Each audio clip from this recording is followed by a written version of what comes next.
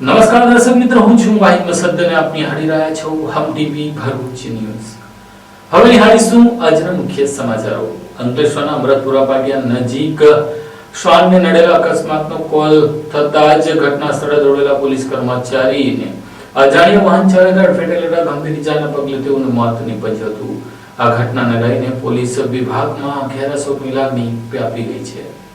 અંકલેશ્વર નજીક national highway 48 પર બનેલી હિટ એન્ડ રન દુર્ઘટનામાં બી ડિવિઝન પોલીસ મથકમાં ફરજ બજાવતા પોલીસકર્મીનું કરુણ મોત થયું છે. પોલીસ કોન્સ્ટેબલ અરવિંદ અવચડભાઈ અમૃતપુરા પાટિયા નજીક ફરજ દરમિયાન એક શ્વાનને અકસ્માત નડતા જીવદયા પ્રેમીઓનો સંપર્ક કરવા સ્થળ પર પહોંચ્યા હતા. આ દરમિયાન અજાણ્યા વાહન ચાલકે તેમને જોરદાર ટક્કર મારી હતી. ટક્કર એટલી ગંભીર હતી કે અરવિંદભાઈને ગંભીર ઇજાઓ થઈ અને તેમણે ઘટના સ્થળે જીવ ગુમાવ્યો. અકસ્માત બાદ વાહન ચાલક સ્થળ પરથી ફરાર થઈ ગયો હતો. પોલીસે ઘટના સ્થળે પહોંચી કાર્યવાહી હાથ ધરી છે. બી ડિવિઝન પોલીસ મથકમાં ફરજ બજાવતા સહકર્મચારીઓ અને અધિકારીઓએ ઘટનાને લઈ દુઃખ વ્યક્ત કર્યું છે. અજાણ્યા વાહન ચાલક સામે ગુનો નોંધવામાં આવ્યો છે અને પોલીસે નજીકના સીસીટીવી ફૂટેજના આધારે તેની શોધખોળ શરૂ કરી છે. અત્રે ઉલ્લેખનીય છે કે ગત તારીખ 17મી ઓક્ટોબરના રોજ પણ અંકલેશ્વરના પાનોલી નજીક નેશનલ હાઈવે નંબર 48 ઉપર ટ્રાફિકનું નિયમન કરી રહેલા પોલીસકર્મીને અજાણ્યા વાહન ચાલકે ટક્કર મારતા ગંભીર ઇજાના પગલે તેનું ઘટના સ્થળે જ કમકમાટી ભર્યું મોત નીપજ્યું હતું. અંકલેશ્વરમાં સગીર દીકરો કોંદનેગા કરોડપતિમાં ભાગ લેવા જવાનું કહીને ઘર છોડી ગયો હતો. ખરેખર તો પરિવારજનોએ હવે અપહરણ થઈ હોવાની આશંકા વ્યક્ત કરી છે.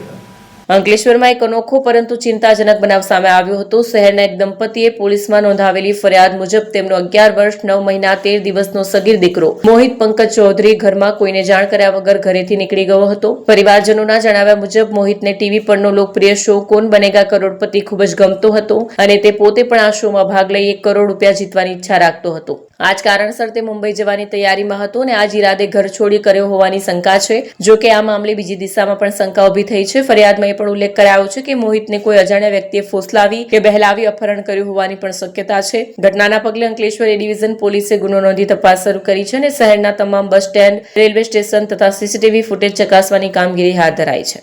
આમોદ જંબુસર વચ્ચેની ઢાઢર નદી પર ભારે વાહનો પસાર થવા ઉપર પ્રતિબંધ હોવા છતાં લક્ઝરી બસ સહિતના ભારદારી વાહનો પસાર થઈ રહ્યા છે અને રીતસર પ્રતિબંધોનું ઉલ્લંઘન કરી રહ્યા છે.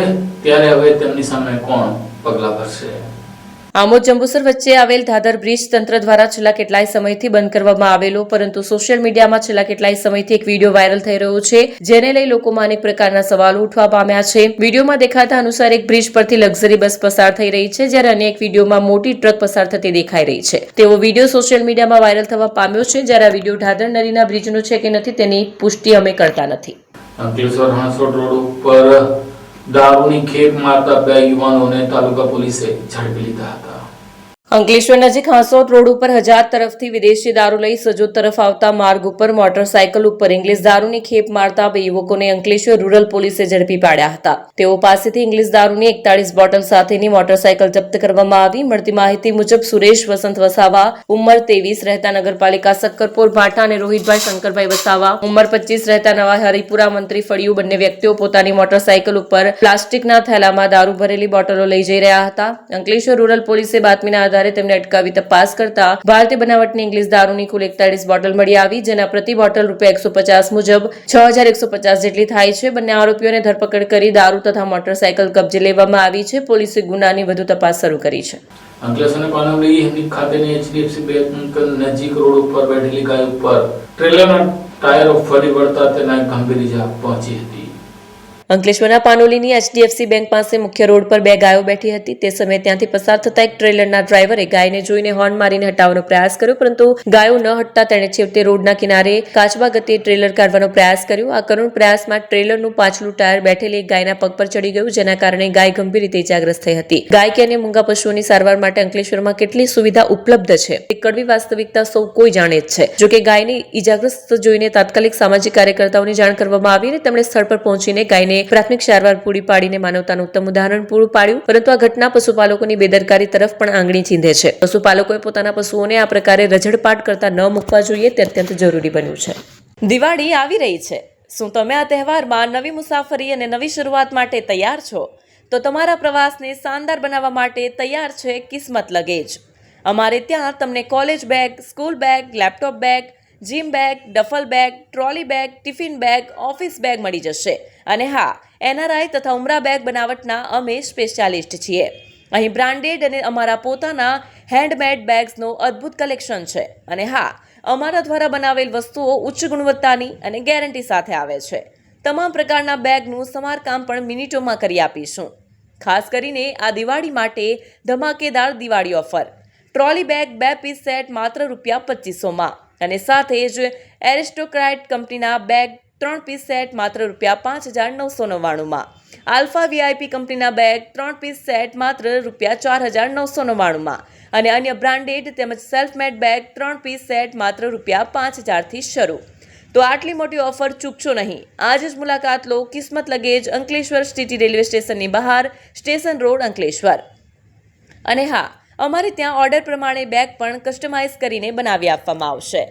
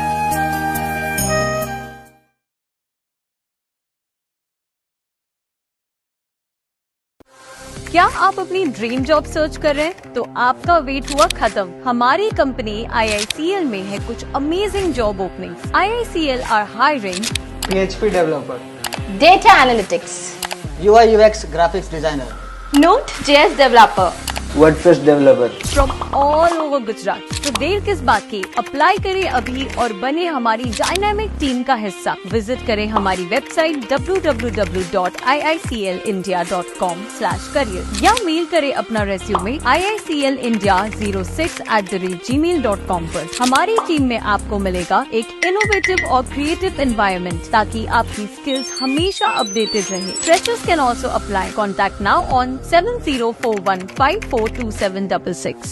ભરૂચ જિલ્લાની ભારતીય જનતા પાર્ટીએ ખેડૂતોને થયેલા નુકસાન અંગે વળતર મળશે તેવી જાહેરાત આજે કરી હતી. હવે જોવાનું રહ્યું કે આ ભારતીય જનતા પાર્ટીના આગેવાનોએ જે રીતે જીએસટી માટે ઉત્સવ મનાવીને ઘરે ઘરે જીએસટી નો પ્રચાર કર્યો હતો, તો શું હવે વળતર માટે ખેડૂતોના ઘર સુધી જશે ખરી? તેવો પણ પ્રશ્ન ઉભો થયો છે. ભરૂચના ભોલાવ સર્કિટ હાઉસ ખાતે જિલ્લા પ્રમુખ પ્રકાશ મોદીએ પત્રકારોને સંબોધ્યા હતા. ખેડૂતોને થયેલ નુકસાન અને મુશ્કેલીઓ સંદર્ભે પત્રકાર પરિષદ યોજી રાજ્યના મુખ્યમંત્રી માન્ય ભૂપેન્દ્રભાઈ પટેલની ખેડૂતો પ્રત્યેની સંવેદનશીલતા બાબતે અવગત કર્યા. કમોસમી વરસાદમાં ખેડૂતોને થયેલ નુકસાન બાબતે મુખ્યમંત્રી દ્વારા તમામ જિલ્લાના કલેક્ટર, જિલ્લા વિકાસ અધિકારી, મામલતદાર અને તલાટી ગ્રામ સેવકોને સૂચના આપવામાં આવી છે. ભરૂચ જિલ્લાના ઘણા બધા વિસ્તારોમાં ખેડૂતોને નુકસાન થયું હોય અને ભારતીય જનતા પાર્ટીની સરકાર હર હંમેશ ખેડૂતોની ઓળખે ઊભી છે, જેથી રાજ્ય સરકાર દ્વારા રાજ્યના તમામ જિલ્લાના સાંસદ, ધારાસભ્ય અને જિલ્લાના પદાધિકારીઓ, ઉચ્ચ અધિકારીઓને પણ ખેડૂત માટે ખડે પગે હાજર રહેવા સૂચના આપવામાં આવી છે. મુખ્યમંત્રી ભૂપેન્દ્ર પટેલે અસાધારણ સંજોગોમાં પડેલ કમોસમી વરસાદ તેમજ તેની વ્યાપકતા જોઈ આવા સંજોગો જવલ્લે જ ઉભા થતા હોય ખાસ સંવેદનતાથી રાજ્યના ખેડૂતોના હિતમાં પાકને થયેલા નુકસાન અંગે અસરગ્રસ્ત વિસ્તારોમાં પંચકામ કરી જરૂરી કાર્યવાહી કરી કોઈ ખેડૂતને અડચણ ન થાય તે રીતે 3 દિવસમાં કામકાજ પૂરું થાય અને તેનો અહેવાલ રાજ્ય સરકારને તરત મોકલવામાં આવે તે માટે ચીફ સેક્રેટરી ACS કૃષિ અને ખેડૂત કલ્યાણ વિભાગને સૂચના આપી હતી. જિલ્લા કલેક્ટર અને જિલ્લા વિકાસ અધિકારી, જિલ્લા ખેતીવાડી અધિકારીને તરતમાં જાણ કરવા આદેશ આપ્યા હતા, જેથી ખેડૂતોને થયેલા નુકસાન અંગે સહયોગ કરવામાં મદદરૂપ બની શકાય. તાજેતરમાં રાજ્યમાં થયેલા કમોસમી વરસાદ અને વાતાવરણમાં આવેલા પલટાના કારણે ખેતી પાકોને થયેલા નુકસાન અંગે સંપૂર્ણ સંવેદનશીલતા દાખવીને ધરતીપુત્રોની આપદાના સમયે તેમની પડખે ઉભા રહેવાના દિશા નિર્દેશ આપ્યા હતા. આ પ્રસંગે ભરૂચ ભારતીય જનતા પાર્ટીના જિલ્લા પ્રમુખ પ્રકાશ મોદી, મહામંત્રી નિરલ પટેલ, ઉપપ્રમુખ દિવેશ પટેલ, મંત્રી દિવ્યજીત ચુડાસમા, મંત્રી જિગ્નેશ મિસ્ત્રી, અંકલેશ્વર શહેર પ્રમુખ ધર્મેન્દ્ર પુષ્કરણા સહિત મોટી સંખ્યામાં હાજરી આપી હતી. ભરૂચ જિલ્લાની જેલમાં BAPS સ્વામિનારાયણ સંસ્થાની પ્રેરણાદાયક સક્ષમ સભા યોજાઈ હતી. BAPS સ્વામિનારાયણ સંસ્થાના વડા વિશ્વ વંદનીય પરમ પૂજ્ય પ્રમુખ સ્વામી મહારાજે કહ્યું હતું કે બીજાના સુખમાં આપણું સુખ છે. જ્યારે વર્તમાન વડાપ્રધાન પરમ પૂજ્ય મહંત સ્વામી મહારાજે આશીર્વાદ રૂપવાણી આપી છે કે ભગવાન સૌનું ભલું કરે. આ પરોપકાર અને માનવ સેવાની ભાવનાથી પ્રેરિત થઈ ભરૂચ BAPS સ્વામિનારાયણ મંદિરના સંતો દ્વારા ભરૂચ જિલ્લા જેલ ખાતે પ્રેરણાદાયી સક્ષમ સભાનું આયોજન કરવામાં આવ્યું હતું. કાર્યક્રમમાં 250 થી વધુ કેદીઓએ ભાગ લીધો હતો. સંતોએ કેદીઓને ઉત્તમ જીવન જીવવા માટે સદાચાર, વ્યસન મુક્તિ, સકારાત્મક વિચારસરણી, માનસિક શાંતિ અને આધ્યાત્મિક ઉન્નતિ માટે પ્રેરણાદાયી પ્રવચન આપ્યું. સંતો દ્વારા બધીવાનોના જીવનમાં પરિવર્તન શક્ય છે જો મનુષ્ય સાચા માર્ગે ચાલે અને સનાતન સંસ્કૃતિના મૂલ્યોને જીવનમાં ઉતારે. કાર્યક્રમ દરમિયાન કેદીઓને પ્રેરણાત્મક ફિલ્મ પણ બતાવવામાં આવી, જેથી તેઓ પોતાના જીવનમાં નવા ઉત્સાહ સાથે સુધારો લાવી શકે. આ પ્રસંગે જેલ અધિક્ષક NP રાઠોડ, અધિકારી VM ચાવડા સહિત જેલ સ્ટાફ ઉપસ્થિત રહ્યો. કાર્યક્રમ બાદ સંતોના આશીર્વચનથી સમગ્ર વાતાવરણમાં શાંતિ અને સકારાત્મકતા પ્રસરી ગઈ હતી. ભરૂચ શહેર ભારતીય જનતા પાર્ટી દ્વારા વોર્ડ નંબર 7 થી 11 ના કાર્યકર્તાઓ માટે સ્નેહમિલન કાર્યક્રમ યોજાયો હતો. ભરૂચ શહેરમાં ભાજપ દ્વારા દિવાળી પર્વની ઉજવણી સાથે લોક સંપર્ક વધારવાના હેતુસર શહેરના વિવિધ વોર્ડોમાં સ્નેહ મિલન કાર્યક્રમોનું આયોજન કરવામાં આવી રહ્યું છે. આ જ ક્રમમાં વોર્ડ નંબર 7 થી 11 ના સંયુક્ત ઉપક્રમે દાંડિયા બજાર સ્થિત સ્વામિનારાયણ મંદિરના હોલ ખાતે સ્નેહ મિલન કાર્યક્રમનું ભવ્ય આયોજન કરવામાં આવ્યું હતું. કાર્યક્રમમાં શહેર તેમજ જિલ્લામાંથી ભાજપના અગ્રણી આગેવાનો ઉપસ્થિત રહ્યા હતા, જેમાં ભાજપ જિલ્લા પ્રમુખ પ્રકાશ મોદી, જિલ્લા મહામંત્રી નિરલ પટેલ, જિલ્લા ઉપપ્રમુખ દિવેશ પટેલ, શહેર પ્રમુખ જતીન શાહ, નગરપાલિકા પ્રમુખ વિભૂતિ યાદવ, પાલિકા કારોબારી અધ્યક્ષ હેમેન્દ્ર પ્રજાપતિ તેમજ 5 વોર્ડના સભ્યો અને ભાજપ કાર્યકરો મોટી સંખ્યામાં ઉપસ્થિત રહ્યા હતા. 5 વોર્ડના નાગરિકો સાથે સીધી વાતચીત કરીને આગેવાનોએ દિવાળી પર્વની શુભેચ્છાઓ પાઠવી. આ પ્રસંગે ઉપસ્થિત મહેમાનો દ્વારા સ્વદેશી અપનાવવાની જરૂરિયાત પર ભાર મૂકવામાં આવ્યો. સ્થાનિક ઉત્પાદનોનો ઉપયોગ વધારવા અને વોકલ ફોર લોકલની દિશામાં આગળ વધવાની અપીલ કરવામાં આવી. સાથે સાથે કમોસમી વરસાદના કારણે ખેડૂતોને થયેલ પાકના નુકસાન બાબતે ચર્ચા કરવામાં આવી. આગેવાનોએ ખેડૂતોના પ્રશ્નોને ગંભીરતાથી લઈ સરકાર સમક્ષ રજૂ કરવાની વાત કરી, જેથી ખેડૂતોને યોગ્ય વળતર મળી શકે અને કૃષિ ક્ષેત્ર વધુ મજબૂત બની શકે.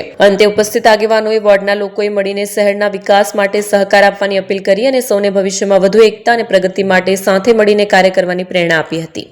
અંકલેશ્વર તાલુકાના બાકરોલ ગામે તુલસી વિવાહ મહોત્સવ યોજાયો હતો. અંકલેશ્વર તાલુકાના બાકરોલ ગામના શ્રી સિદ્ધ ગણેશ આશ્રમમાં દેવઉઠી 11ના નિમિત્તે તુલસી અને ઠાકોરજીનો વિધિવત વિવાહ કરાયો. મંડપ મુહૂર્ત, જન આગમન, હસ્તમેળાપ સહિતના તમામ પરંપરાગત વિધિઓ સાથે ભક્તિભાવપૂર્વક વાતાવરણ વચ્ચે આ પવિત્ર કાર્યક્રમ યોજાયો. આ પ્રસંગે આગેવાનો જીતુભાઈ ખંડેલવાલ, જીગાભાઈ ખેર અને હરિસ્વરૂપ દાસ ગુરુજી સહિત ધાર્મિક આગેવાનોની ઉપસ્થિતિ રહી અને મોટી સંખ્યામાં ભાવિક ભક્તોએ લાભ લીધો. ભરૂચ જિલ્લાના ભાવિક ભક્તો, સંતો, મહંતો આજે પરમાત્માની કૃપાથી ભગવાન શ્રી કૃષ્ણના લગ્ન તુલસી સાથે થઈ રહ્યા છે. ગામ બાકરોલ ધામ ખૂબ ઉમંગ અને ઉત્સાહમાં છે. ખૂબ ભાવભરે ભગવાન નારાયણને અમે આવકારીએ છીએ. ગયા વર્ષે પણ આ કાર્યક્રમ હતો, આ વર્ષે પણ છે. સવારનો બધાનો સહકાર અને ધર્મપ્રેમી જનતા, ધર્મપ્રેમી ભાવિકો, ધર્મપ્રેમી ભક્તોના ખૂબ ખૂબ સહકારથી આ કાર્ય થઈ રહ્યો છે. સનાતન ધર્મને આ કાર્યની જરૂર છે. તો સર્વેને મારી ખાસ કરબદ્ધ વિનંતી છે, વધારેમાં વધારે જોડાવ, વધારેમાં વધારે આવો, ઉત્સાહથી આપણે આ ભગવાનના લગ્ન ઉજવીએ. ઓમ નમો નારાયણ. આ સાથે હમ ટીવી ભરૂચના સમાચાર પૂર્ણ થાય છે. આવતીકાલે ફરી મળીશું. ત્યાં સુધી રજા આપશો. નમસ્કાર.